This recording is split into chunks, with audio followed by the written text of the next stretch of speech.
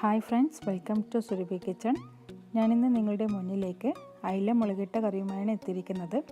അതെങ്ങനെ ഉണ്ടാക്കാമെന്ന് നമുക്ക് നോക്കാം. ഇന്ന് വളരെ സിമ്പിളായിട്ടുള്ള ഒരു അയില മുളകിട്ട കറിയാണ് ഉണ്ടാക്കാൻ പോകുന്നത്. നമ്മളിതിന് അയില മുളീച്ചനെന്ന് പറയും, അതുപോലെ അയില വറ്റിച്ചതെന്ന് പറയും.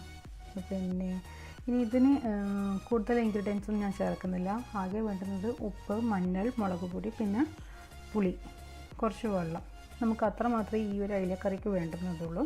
പിന്നെ നിങ്ങൾക്ക് വേണമെങ്കിൽ ഉള്ളി, ഇഞ്ചി, പച്ചമുളക്, തക്കാളി എന്നിവയൊക്കെ നിങ്ങൾക്ക് വേണമെങ്കിൽ ചേർക്കാം. ഞാനിവിടെ വളരെ സിമ്പിളായിട്ടുള്ളതാണ് ഉണ്ടാക്കാൻ പോകുന്നതെന്ന് പറഞ്ഞു കഴിഞ്ഞു. നമുക്കിതെങ്ങനെ ഉണ്ടാക്കാമെന്ന് നോക്കാം. ഞാനിവിടെ 3 അയില കൊണ്ടാണ് കറി വെക്കുന്നത്. അപ്പോൾ ഒരു അയിലയെ ഞാൻ 2 കഷ്ണമേ ആക്കിയിട്ടുള്ളൂ. പിന്നെ ഇതുപോലെ ഓരോ പീസിനും ഇതുപോലെ വരഞ്ഞിട്ടുണ്ട്. ഇനി ഇതിലേക്ക് ആവശ്യമായ ഇൻഗ്രീഡിയൻസ് നമുക്ക് ചേർത്ത് കൊടുക്കാം. ഇവിടെ ഞാനൊരു 1/4 ടീസ്പൂൺ മഞ്ഞൾപ്പൊടി ചേർത്തു. പിന്നെ ആവശ്യത്തിന് ഉപ്പ്, പിന്നെ നമുക്ക് മുളക് പൊടി കൂടി ചേർക്കാം. ഞാനിവിടെ 2 ടേബിൾ സ്പൂൺ നിറയെ മുളക് പൊടി ഇടുന്നുണ്ട്. നിങ്ങൾ എടുക്കുന്ന മീനിൻ്റെ അളവിനനുസരിച്ച് വേണം നിങ്ങൾ മുളക് പൊടി ചേർക്കേണ്ടത്. ഇനി അടുത്തതായി നമുക്ക് ഇതിലേക്ക് പുളി പിഴിഞ്ഞതാണ് ഒഴിക്കേണ്ടത്. പിന്നെ ഇവിടെ എടുത്തിട്ടുണ്ട്. ഇത് ഒഴിക്കുമ്പോൾ ശ്രദ്ധിക്കേണ്ടത് പുളി കൂടാനും പാടില്ല, കുറയാനും പാടില്ല. നമുക്ക് ആവശ്യത്തിന് നോക്കിയിട്ട് വേണം ഒഴിക്കാൻ വേണ്ടിയിട്ട്. ഇതിൻ്റെ ഒന്നും പുളിയുടെ കൃത്യമായ അളവ് എനിക്ക് ഇതിന് പറയാൻ കഴിയില്ല. കാരണം നമുക്ക് ആവശ്യമായ പുളി നമ്മൾ ഒഴിക്കുക. ടേസ്റ്റ് നോക്കുമ്പോൾ നമുക്ക് വേണമെങ്കിൽ വീണ്ടും ഒഴിച്ചു കൊടുക്കാം. കൂടി പോകരുത്, പിന്നെ നന്നായി കുറയാനും പാടില്ല. ഇനി നമ്മൾക്ക് ഇതിലേക്ക് കുറച്ച് വെള്ളം, നമുക്ക് ആദ്യം കുറച്ച് വെള്ളം ആഡ് ചെയ്യാം. ഇനി ഇതൊന്ന് നമുക്ക് മിക്സ് ചെയ്ത് നോക്കാം. പിന്നെ വെള്ളത്തിൻ്റെ ആവശ്യമുണ്ടെങ്കിൽ മാത്രം ആഡ് ചെയ്ത് കൊടുത്താൽ മതി. ഓക്കെ, ഞാൻ ഇതൊന്ന് മിക്സ് ചെയ്തിട്ട് കാണിക്കാം. അങ്ങനെ ഞാനിവിടെ അയില നന്നായിട്ട് മിക്സ് ചെയ്ത് വെച്ചിട്ടുണ്ട്. ഇത് മിക്സ് ചെയ്യുന്ന സമയത്ത് എനിക്ക് കുറച്ചുകൂടി വെള്ളം ഒഴിക്കേണ്ടി വന്നു. അതായത് വളരെ കട്ടിയായിരുന്നു ആ സമയത്ത്. ഇപ്പോൾ നോക്കിയേ, അതായത് വളരെ കട്ടിയുമല്ല, നല്ല ലൂസുമല്ല, ആ ഒരു പരുവത്തിലാണ് നമുക്കിതാക്കി എടുക്കേണ്ടത്. പിന്നെ ഞാൻ പറഞ്ഞിരുന്നു, നിങ്ങൾക്ക് വേണമെങ്കിൽ ഉള്ളി, തക്കാളി, പച്ചമുളക്, ഇഞ്ചി ചെറുതായി അരിഞ്ഞൊന്ന് വഴറ്റിയിട്ട് വേണമെങ്കിൽ ഇതൊക്കെ ചേർത്താലും മതി. പിന്നെ ഞാൻ അതൊന്നും ഇവിടെ ചെയ്യുന്നില്ല. ഞാൻ പറഞ്ഞു, ഇന്നിവിടെ ഞാൻ സിമ്പിളായിട്ടുള്ളൊരു കറിയാണ് ഉണ്ടാക്കുന്നത്. വളരെ ടേസ്റ്റിയാണ്, ഒന്ന് ട്രൈ ചെയ്ത് നോക്കാം. ഓക്കെ, ഇനി നമുക്കിത് അടുപ്പിലേക്ക് വെക്കാം.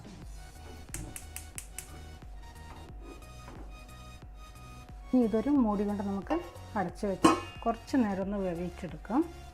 ഇനി നമ്മൾക്കിത് കുറച്ച് സമയം മീഡിയം ഫ്ലെയിമിൽ ഇത് വേവിച്ചെടുക്കാം. മീനൊക്കെ ആകുമ്പോൾ പെട്ടെന്ന് തന്നെ വെന്ത് കിട്ടിക്കോളും. ഇങ്ങനെ വെക്കുന്ന സമയത്ത് നിങ്ങൾ ശ്രദ്ധിക്കേണ്ടത് കൂടുതലായിട്ട് വെള്ളം ഒഴിച്ച് പോകരുത്. പിന്നെ അത് നല്ല കട്ടിയാകാനും പാടില്ല. കാരണം നമ്മൾ തിളപ്പിച്ചെടുക്കുന്ന സമയത്ത് അത് ചിലപ്പോൾ അടിക്ക് പിടിക്കാൻ ചാൻസ് ഉണ്ട്. അതിനാൽ നമ്മൾ എന്ത് വേണമെന്ന് വെച്ചാൽ ഇടയ്ക്കൊന്ന് മൂടി തുറന്ന് ഒന്ന് ഇളക്കി കൊടുത്താൽ മതി. സ്പൂൺ ഇളക്കി കൊടുക്കരുത്. ചട്ടിയിലൊക്കെ വെക്കുന്നുണ്ടെങ്കിൽ ഞാൻ കാണിച്ചു തരാം അതെങ്ങനെയാണ് ചെയ്യേണ്ടതെന്ന്. നമുക്ക് മൂടി ഇങ്ങ് മാറ്റിയതിന് ശേഷം ഒരു തുണി കൊണ്ട് ചട്ടിയിലാണ് വെക്കുന്നുണ്ടെങ്കിൽ ചട്ടിയില ഇങ്ങനെ പിടിച്ച് ഒന്ന് വട്ടത്തിൽ കറക്കിയെടുത്ത് വെക്കാം. ഇപ്പോൾ നന്നായിട്ട് കറി തിളച്ചുകൊണ്ടിരിക്കുകയാണ്. മീൻ കഷ്ണങ്ങളൊന്നും ചട്ടിക്ക് പിടിക്കാതെ ശ്രദ്ധിക്കണം. പിന്നെ നിങ്ങൾക്ക് വേണമെങ്കിൽ ഇതുപോലെയൊന്ന് മീൻ കഷ്ണം, അതായത് ഒരു സൈഡ് നിങ്ങൾക്ക് മുങ്ങുന്നില്ല എന്നുണ്ടെങ്കിൽ ഇതുപോലെ ഒന്ന് തിരിച്ചിട്ട് കൊടുത്താൽ മതി. ഇതുപോലെ. ഓക്കെ, ശ്രദ്ധിച്ചോണം. കാരണം മീൻ കഷ്ണമൊക്കെ ആകുമ്പോൾ പെട്ടെന്ന് പൊട്ടിപ്പോകും. കുത്തി ഇളക്കിയാൽ ചിലപ്പോൾ മീനൊക്കെ ഇളകിപ്പോകും. നമുക്ക് വീണ്ടും ഒന്ന് കുറച്ച് വെച്ച് കുറച്ച് സമയം കൂടി വെയിറ്റ് ചെയ്യാം. ഞാനിവിടെ 3 അയിലയ്ക്ക് 2 ടേബിൾ സ്പൂൺ മുളക് പൊടിയാണ് എടുത്തിട്ടുള്ളത്. നിങ്ങൾക്ക് എരിവ് കൂടുതലാണെന്ന് തോന്നുന്നുണ്ടെങ്കിൽ നിങ്ങൾക്കതിൻ്റെ അളവ് കുറച്ചെടുത്താൽ മതി. ഇതിപ്പോൾ കുറച്ച് സമയമായി തിളക്കുന്നു. നമ്മൾക്കിത് ഇനി ഒന്നും കൂടി തുറന്ന് നോക്കാം.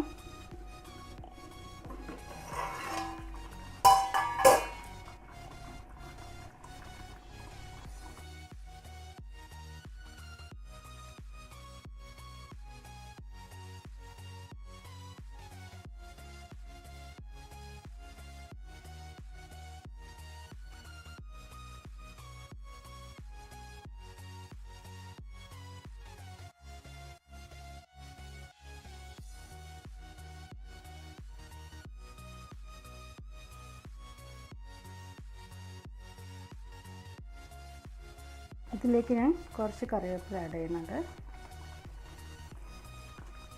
കറിവേപ്പില ഇട്ടതിന് ശേഷം നമുക്ക് ടേസ്റ്റ് ചെയ്ത് നോക്കാം, അതായത് ഉപ്പിൻ്റെ ഏറ്റവും കുറവുണ്ടെങ്കിൽ. ഇവിടെ ഞാനിപ്പോൾ വെളുത്തുള്ളി ചതച്ചതും വെളിച്ചെണ്ണയും കൂടി ചേർക്കാൻ പോവുകയാണ്. ഇനി നമുക്ക് സ്വിച്ച് ഓഫ് ചെയ്യാം, കറി ഓഫ് ചെയ്യാം.